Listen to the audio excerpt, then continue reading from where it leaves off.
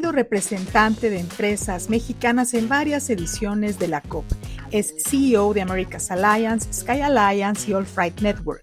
Sostiene que para detonar la actividad industrial en Quintana Roo es indispensable la creación de un fondo metropolitano que permita invertir en la infraestructura pendiente. Está convencido de la vocación de comercio exterior del Estado y afirma que el Tren Maya puede hacer realidad finalmente el sueño bolivariano de conectar a toda América Latina. Hoy, Sergio León Cervantes, presidente de Empresarios por Quintana Roo, en Luces del Siglo, el podcast, con Aide Serrano. Hola, ¿qué tal? ¿Cómo están? Bienvenidas y bienvenidos a un nuevo capítulo de Luces del Siglo, el podcast. Hoy tenemos en el estudio a Sergio León Cervantes. ¿Cómo estás, Sergio? Muy bien, muy contento de estar en tu espacio. Muchas gracias por la invitación. Gracias a ti, bienvenido. Sergio León es presidente de Empresarios por Quintana Roo y hoy nos viene a platicar de un tema que nos concierne a todas y a todos de alguna manera u otra y que a veces no lo tenemos tan claro y que tiene que ver con la proveeduría en Quintana Roo, con todo lo que consumimos, todo lo que importamos y exportamos. Bueno, hay personas que se encargan de ver esto, de ver la logística, de contactar empresarias, empresarios en todo el mundo. Y Sergio León es experto en este tema. Háblanos de la situación de la proveeduría en el Estado. Para empezar, ya sabemos que somos un Estado que prácticamente tiene que importar todo. Sin embargo, sí hay algunas cosas que producimos. Si lo pudiéramos poner en una escala, ¿qué tanto importamos y qué tanto producimos en Quintana Roo? Bueno, primero empezaría, ¿cuánto es lo que consumimos? Consumimos al año casi 12 mil millones de dólares en materia de proveeduría, desde bebidas alcohólicas, no alcohólicas, alimentación, textiles, calzado, materiales de construcción para decoración. Eso es lo que nosotros consumimos en todo el año. De esos casi 12 mil millones de dólares, prácticamente el 70-80% es en la zona norte. Es decir, desde Tulum hasta Holbox es donde se da ese consumo. Dentro de eso, ¿cómo participa el Estado? Prácticamente en un 3% es lo que nosotros participamos de lo que producimos. En la parte de productos del mar, limones, pitaya, algo de café, entre algunos otros productos que nosotros tenemos, nuestra participación es poca. Y dentro de eso, ¿cuál es la participación que tiene el resto del país? Y que nosotros consumimos alrededor de un 40%. Es decir, nuestra balanza viene más en la parte de importación que en la parte de consumo nacional, y en la parte estatal es ínfima. Si pudiéramos comparar este consumo de Quintana Roo tal vez con otro estado o con otro país del mundo, ¿tienes alguna idea de a quién nos parecemos? Mira, yo creo que viene también algo que es muy importante, las distancias. México... Tenemos la maravilla de que es un país muy grande, con una orografía muy diversa. Tener nosotros estas cordilleras o estas sierras también nos afecta en la parte de transportación. Hoy día, de hablar de una central de abastos del centro del país, estamos de 1,200 a 1,300 kilómetros aproximadamente. Si alguien maneja 100 kilómetros por hora, estamos hablando de que terminarían siendo entre 15 y 18 horas en carro, pero en camión se trasladan a de 36 a 48 horas de transportación. Entonces, traer por camión de Ciudad de México, que normalmente ahí se hace el acopio de los demás estados, Jalisco, Nuevo León, Puebla, Estado de México, Guanajuato, Querétaro, realmente es costoso, es demorado, y por eso es de que no consumimos tanto en el resto del país. Esa es una de las partes primordiales. Cuando nosotros pedimos comparar contra otro país, tenemos que encontrar a alguien que tenga algunas similitudes. Y en ese caso, por ejemplo, podríamos hablar de una Argentina, podríamos hablar de un Brasil, de un Estados Unidos, de un Canadá, de un China. Es más, ni siquiera contra muchos países de Europa podemos hacer esa comparativa, porque nosotros podríamos ser, sin problema alguno, por lo menos de 5 a 6 países europeos por el número de kilómetros cuadrados que tenemos como país. Bien. Entonces, ahí nos hace otra diferencia. pero también por el nivel de consumo que tenemos por los turistas que vienen a Quintana Roo, que estamos ya en 30 millones, o sea, es una cantidad impresionante que seguramente se va a incrementar ya con el funcionamiento del Tren Maya, con la inauguración del nuevo aeropuerto. Y bueno, sabemos que entonces lo que consumimos ha viajado muchísimos kilómetros. Definitivamente. Ponemos un ejemplo de, por ejemplo, cómo llega un bistec o tal vez algo a nuestra mesa, cuántos kilómetros ha viajado. Mira, los que han tenido oportunidad, la carne de cordero. De repente vas a estos restaurantes que se han puesto de moda de espadas y que te llegan con unas como costillitas, que es carne de cordero. Normalmente esa carne de cordero viene de Europa. Tiene un tema para poder transportarla. Se maneja, está el refrigerado y está el congelado. Es una carne que tiene que venir congelada. Es decir, nos vamos a grados -0 y normalmente viene entre 5 y 8 grados -0 para transportarla. Desde que se recolecta en el almacén donde tienen toda la carne de cordero en Europa, que normalmente esto viene de Holanda, viene de Alemania, viene de Francia, donde están los mayores distribuidores de carne de cordero. Llega un camión que tiene, o un contenedor que tiene un refrigerador especial, suben la mercancía de tal forma que las rendijas permitan que todo este aire frío congelado permanezca durante toda la transportación, y obviamente este cooler o gran aire acondicionado trae una máquina que le permite generar electricidad para que el contenedor empiece a congelar desde el primer momento, y este contenedor entra al almacén a través de unas puertas de plástico para poder, mientras haces la carga, no perder la cadena de frío. Un choque con temperatura ambiente te podría echar a perder todo el producto en cualquier momento. Llega al puerto, en el puerto lo conectan en el piso, así como de repente vemos en los muelles que hay unas conexiones para algunos barcos que necesitan poder cargar energía de los mismas embarcaciones, pues en el piso de los puertos, de Puerto Progreso, de Puerto Morelos, de Ámsterdam, de cualquiera de los puertos que tenemos, Le Havre, Valencia, tienen todos los puertos del mundo, conexiones, llega el contenedor, se conecta hasta que lo subes al barco y en el barco se vuelve a conectar. Esto pasó un proceso aproximado entre recolección y exportación y subirlo al barco de 10 días. Y después van a pasar 25 días para que llegue entre 25 y 28 a Puerto Progreso, que sería nuestro puerto más cercano. Si lo mandamos a Veracruz, de 15 a 17. Y si lo mandamos a Puerto Morelos, va a tardar alrededor de 32 a 35 días. Y eso no es porque rodee la península y pase a saludar a la isla de Holbox. No. Esto pasa porque no hay una ruta directa y los barcos llegan al puerto de Miami, en Florida, los descargan y los llevan al puerto de Port Everglades, que está alrededor de 50-80 kilómetros del puerto de Miami, y se suben a otro barco de una línea naviera cubana que se llama High Shipping o Highboard, y llega a Puerto Morelos cada semana y logramos tenerlos. Entonces ya tuvimos nosotros un promedio de 38 días hasta 48 días para que llegara esa carne de cordero. Llega acá, pasa el proceso aduanal, otros 10 días, y se entrega con el distribuidor, que va a hacer la entrega a los restaurantes, y es la carne que nosotros degustamos, por darte uno de los muchos ejemplos que tenemos. Sí, debe haber muchísimos. La verdad es que es impresionante.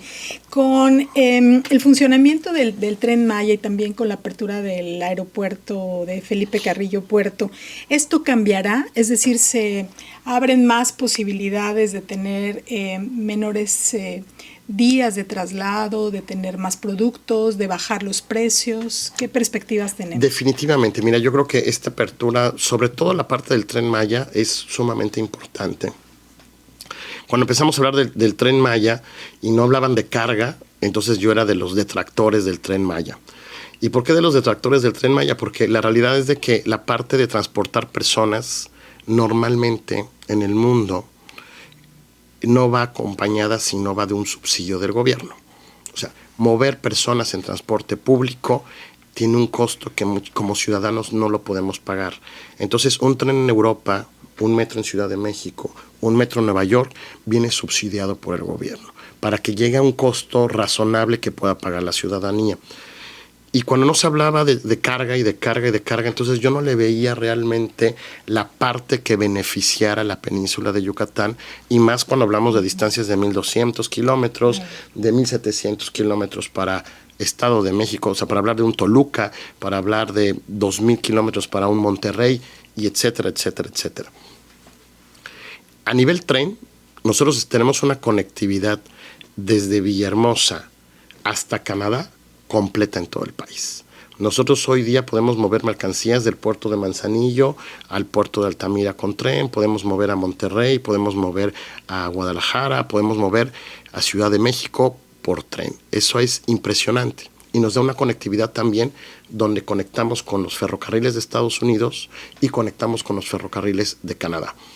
Hoy día, al tener el Tren Maya y hablar de carga, le estamos dando la oportunidad a Quintana Roo de conectarse no solamente con el resto del país, sino con Estados Unidos y con Canadá. Y hoy día que en la agenda del presidente de Belice y en la agenda del presidente que está saliendo de Guatemala, el tren también hace parte, podríamos llegar en un futuro de hablar de este sueño bolivariano de poder hacer una conexión de toda Latinoamérica a través del tren, que sería muy importante. Y a nivel de costos, ¿cómo nos beneficiaría? Hace rato platicaba de un ejemplo. Una caja de 53 pies que mueve 110 metros cúbicos de mercancía aproximadamente y unas 22 toneladas, te cuesta 26,000 pesos mexicanos de Ciudad de México a Veracruz.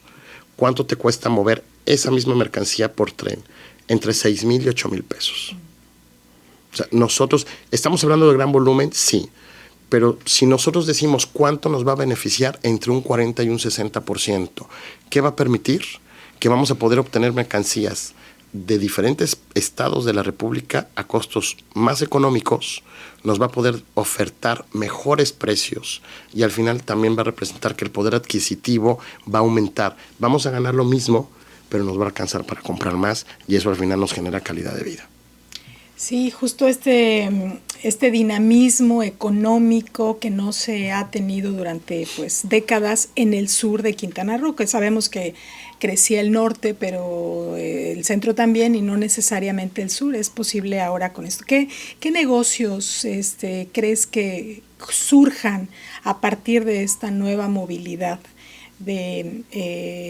económica de productos en la península de Yucatán y particularmente para los quintanarroenses? Mira, yo creo que tan solo con tener el tren, vamos a empezar a tener carreras que no veíamos, ingenierías que no veíamos antes, para la parte de mantenimiento del tren, para la parte de las vías, para muchos servicios que se van a necesitar, no solamente en la parte mecánica o eléctrica del funcionamiento de las vías y de la operación del tren, sino hasta de sistemas de software que no teníamos. Eso nos va a hacer nuevos ingenieros, nuevas carreras universitarias y técnicas que van a ser muy importantes y nos podrían ayudar a desarrollar otro tipo de industria que hoy no tenemos en el estado, hablando en el tema de armadoras, hablando en el tema de autobuses, hablando en un sector totalmente desconocido para los quintanarroenses y que podría ser de mucho beneficio, y más cuando hablamos de un tema de diversificación económica.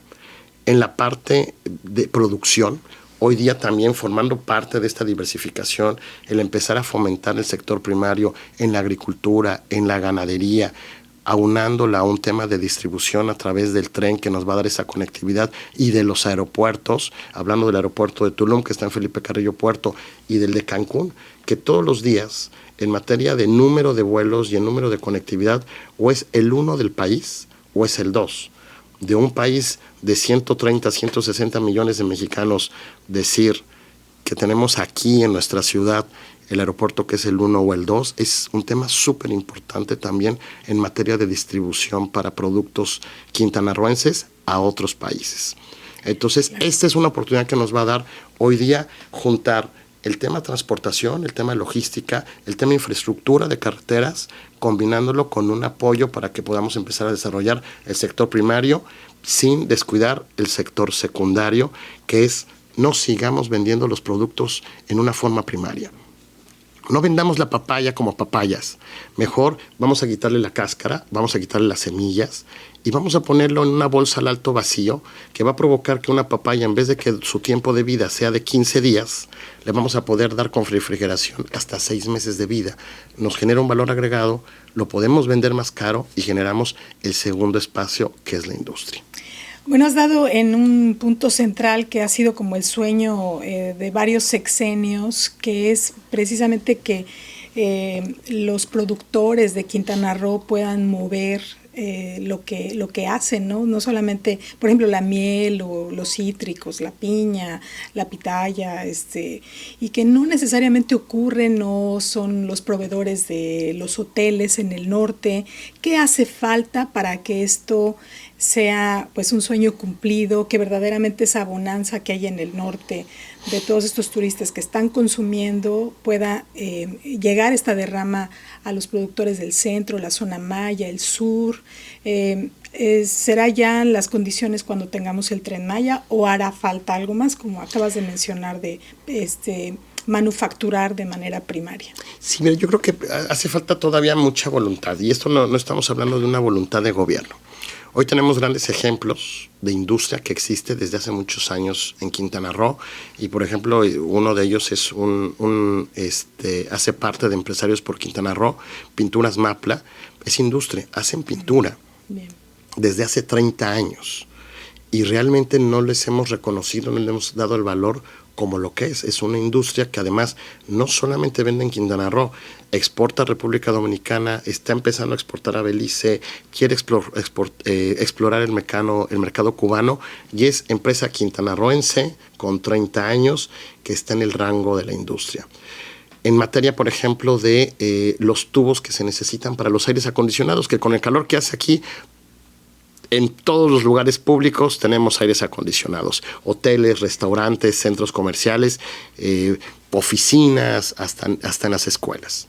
Pues bueno, hay 4 empresas reconocidas en todo el país que hacen los tubos de aires acondicionados, y una de ellas está aquí en Quintana Roo, en Cancún, y produce esa tubería. Estos ejemplos los pongo porque también como empresarias y como empresarios debemos de empezar a apuntalar hacia la industria, al procesamiento, a la maquila, a la transformación. También, o sea, ya tenemos ejemplos de que sí se puede, y que hoy día que se empiezan a dar voluntades del gobierno para poder tener mayor facilidad, debemos de apuntalarnos más hacia ese rumbo para poder concretarlo. O sea, no casarnos solamente con el tema de turismo y no solamente copar el área de turismo, inversión en terrenos, desarrollos inmobiliarios, hoteles, restaurantes, porque podemos y tenemos la capacidad para poder desarrollar la industria, autoconsumir en nuestro propio estado, y de ahí poder utilizar Quintana Roo como un hub logístico para proveer a diferentes países de Centroamérica y de las islas del Caribe. ¿Pero a qué te refieres con voluntad? O sea, yo estoy pensando en una comunidad productora de piña del centro del estado. Sí. ¿Les hace falta voluntad para que sus productos lleguen, para que tengan más éxito, para que crezcan? Les hace falta que lleguen que ellos permitan y que lleguen en un grupo empresarial donde empiecen a trabajar en conjunto, y esa piña la podamos convertir en mermelada, la podamos convertir en agua de piña, la podemos convertir en una piña procesada al alto vacío para que rinda más, y que esto nos dé estos valores agregados que permita vender el producto que valía 10, lo podamos vender en 30, en 40, 50 o hasta en 100. ¿Y estas uniones o reuniones no se han realizado en anterioridad? Es difícil a veces cambiar el chip y competir con el turismo. El ROI, el retorno de inversión que te da el turismo, normalmente es de 5 años, de 10 y de un máximo de 15. La industria es totalmente diferente. La industria empieza un retorno de inversión que va de 15, 20, 25 y hasta 30 años. Entonces, cuando tú quieres invertir, dices, yo tengo 100 pesos para invertir. ¿Qué prefiero? ¿Que regresen en 5, en 10 o en 15 años? ¿O prefiero que estos 100 pesos regresen en 15, en 20, en 25 o en 30? Es difícil contra eso, pero da diferentes utilidades, da diferentes satisfacciones y además diferente posicionamiento, porque eso es lo que nos permite a nosotros, con el alto consumo que tenemos, que el retorno de inversión pudiera llegar a ser más corto y no llegar a esos 30 años y no llegar a esos 25 años, tal vez convertirlo entre 15 y 20 años de retorno de inversión. Y además la industria es algo que genera durante décadas y décadas y décadas. Ahora también se ha hablado de que Quintana Roo puede convertirse en un hub estratégico de importaciones y exportaciones. Tenemos, también me gustaría que nos platicaras del recinto fiscalizado que está en Chetumal, en qué va, y si se va a convertir desde Chetumal, Quintana Roo, en este sitio con menores impuestos tal vez o con condiciones atractivas para que empresarios y empresarias de otros países vean a Quintana Roo no solamente como un lugar para vacacionar, sino donde establecerse, donde abrir maquilas, transformadoras, etcétera. Mira, el recinto fiscalizado estratégico nos da un gran beneficio. Es como una parte de la aduana sin ser el piso de la aduana, que se hace una concesión a una empresa privada que es la que se encarga de operar y que da toda la certeza a las autoridades que las mercancías que ingresan no van a salir de esa área sin haber pagado sus impuestos correspondientes. Cuando yo me instalo en un recinto fiscalizado estratégico, rento la tierra.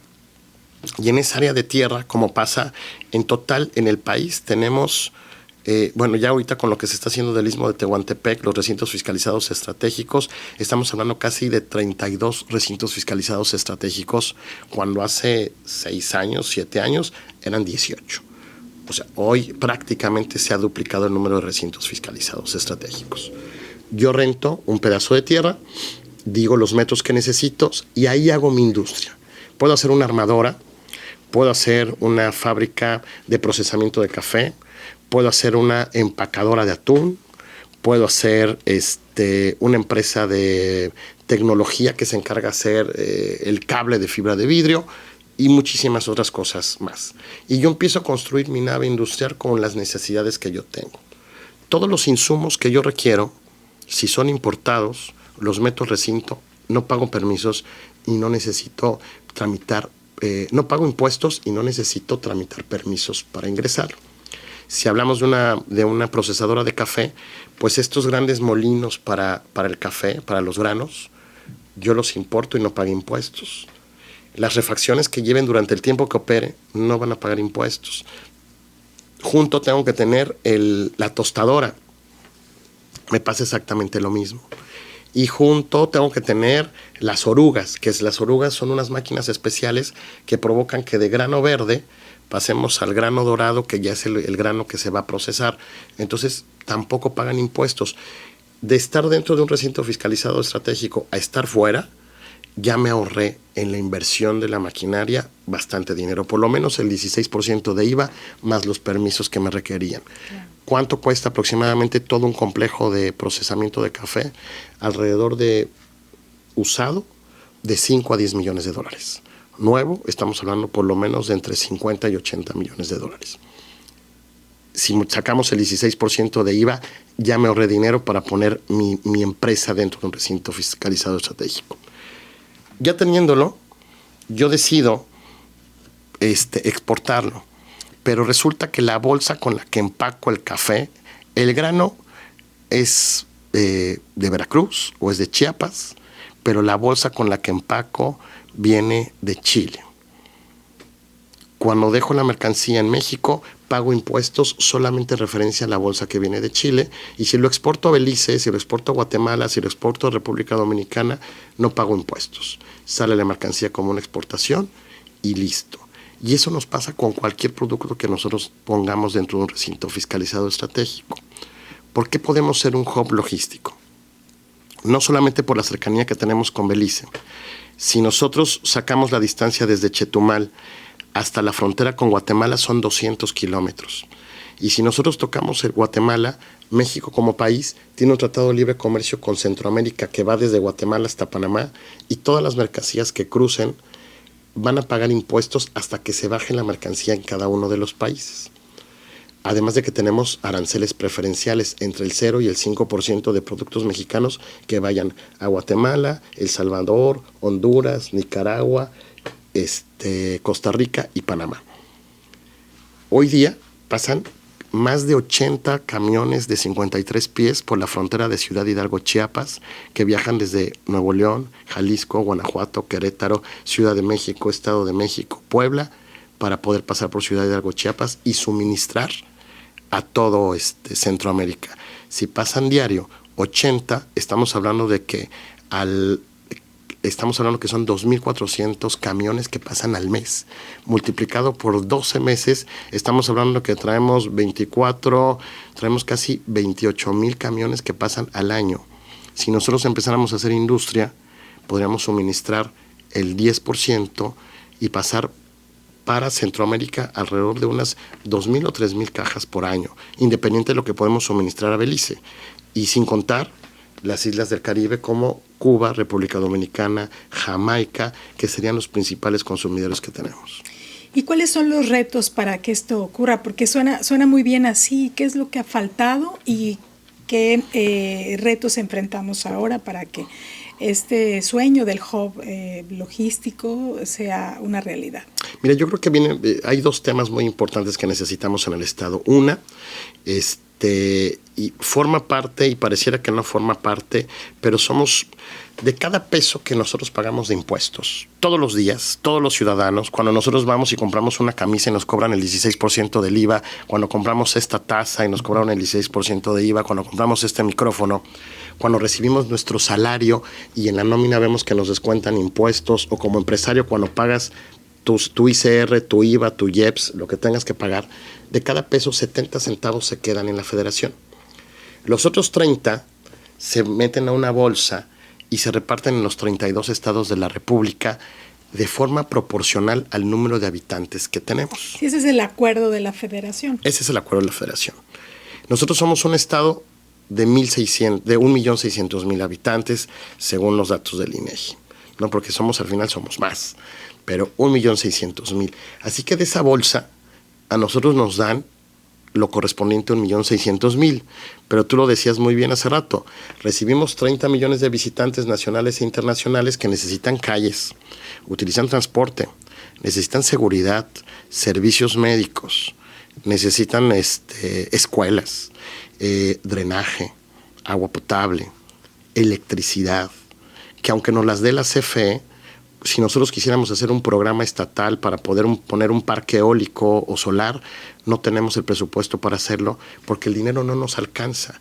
Las finanzas del Estado, se administren bien o se administren mal, siempre vamos a estar en déficit porque recibimos para 1,600,000 cuando somos 32 millones. Entonces, hoy, ¿qué necesitamos? Hacer lo que hace Ciudad de México.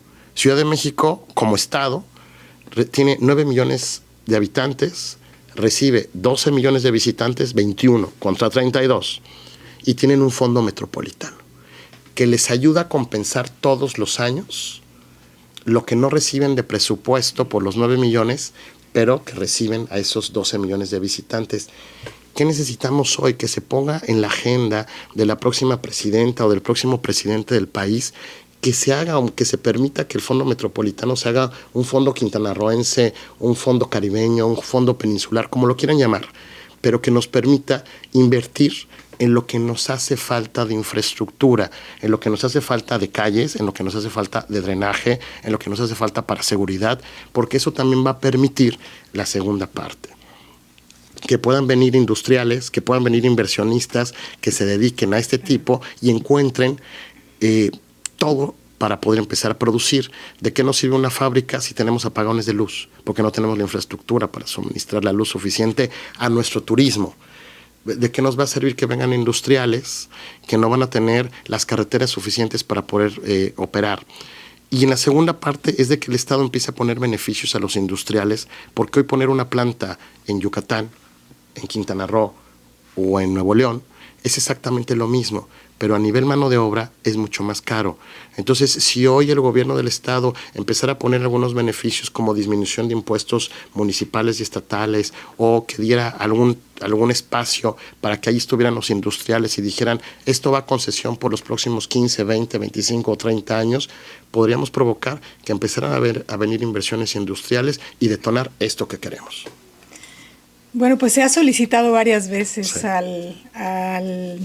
al presidente en turno que esto ocurra, que cambie el pacto de la federación para que se tomen en cuenta la llegada de los turistas, no solamente a Quintana Roo, sino a otros estados. No se ha conseguido, pero como bien dices, hay que ponerlo en la agenda, hay que insistir para que ocurra. Estamos llegando al final de esta conversación. Se nos quedan varios temas en el tintero, pero algo que quieras agregar. Bueno, no, mira, la verdad es de que yo creo que este tema es un tema muy apasionante. Muchas veces, bien lo dijiste, estamos nosotros comprando una crema, estamos nosotros consumiendo un yogur o un jugo y realmente no sabemos toda la historia y todo el proceso que pasa.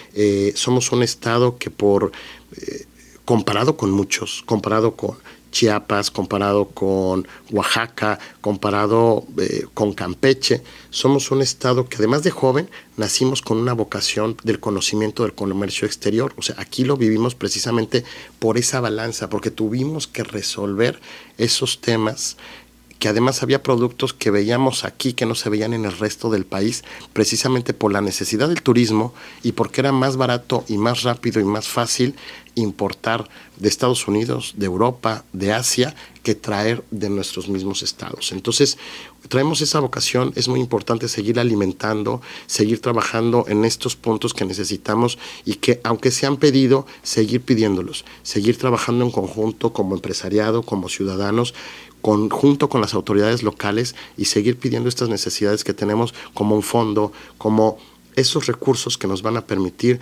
hacer de Quintana Roo, que no solamente son 55,000 kilómetros cuadrados, Quintana Roo es para todo el mundo, damos mucho más, somos una marca que hoy día, un parque que se pone aquí, un restaurante, una discoteca, una tienda de lentes, cuando abren otros sitios se proyecta a nivel mundial. Así es, esta proyección que no la tiene cualquier lugar y que además se renueva con la llegada de cualquier turista. Muchísimas gracias. Al contrario, muchas gracias a ti. Gracias a ustedes por habernos acompañado en este capítulo de Luces del Siglo, el podcast. Hasta la próxima.